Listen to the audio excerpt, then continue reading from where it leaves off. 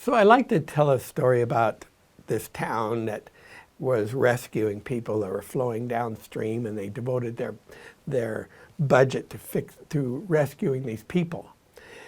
And all along, the bridge further up the river had been badly damaged. But their focus was on rescuing the people. Nobody was focusing on fixing the bridge. And it's such a powerful little story because it kind of analyzes, it's like an analogy of what's going on today. Everybody's focused on the byproduct of what's going on instead of the cause. And so I realized that, wait, connection, bridges connect. And that's what we have to work on. When a child comes to this earth, I see them being connected with a spiritual, like a spiritual and biblical cord. I like to demonstrate to people, I said, imagine that the earth is here and you got the atmosphere, and then when you come to earth, that we're each attached to an umbilical cord to the spiritual part of it while we're here. And that's where we get our nurturing, that's where we get our feed.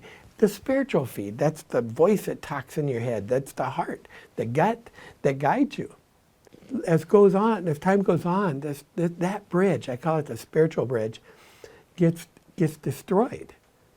And we need to really nurture that with everyone. So I come up with like 5 bridges that children have when they're here that we need to really develop and fix. There's that spiritual bridge. There's the parental bridge, the unconditional love that a parent has for a child. And you can see how many times that's damaged with broken marriages and alcoholism and all the things that are breaking up that connection between a parent and a child. The third one is, grandparents. I like to think that we have a bridge, not just grandparents, but other outside family members, aunts, uncles, great-grandparents. That's the other bridge. The fourth bridge, I have to throw teachers in there. Because I'll tell you what, I have run across so many people whose lives have been saved because of a teacher that had such a great connection to that child, unconditional connection that kept them going. And the fifth bridge is the peer bridge. Teaching kids to connect to their peers, helping and serving.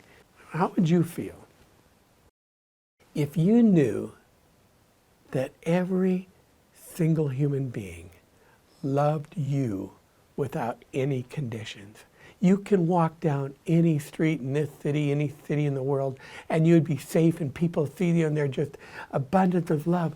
Oh, there he is, and they just loved you. How would that make you feel? And usually the response is like, wow, that would feel really good.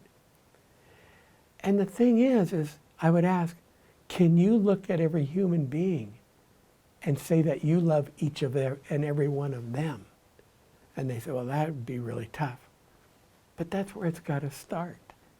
Can you tell me anything that's inside you, who you are, that would keep anyone from loving who you are? Is there anything that most people, I can't think of any. So it's important to be who you are, because that's where acceptance, when you try to be somebody else, that's where we lose it.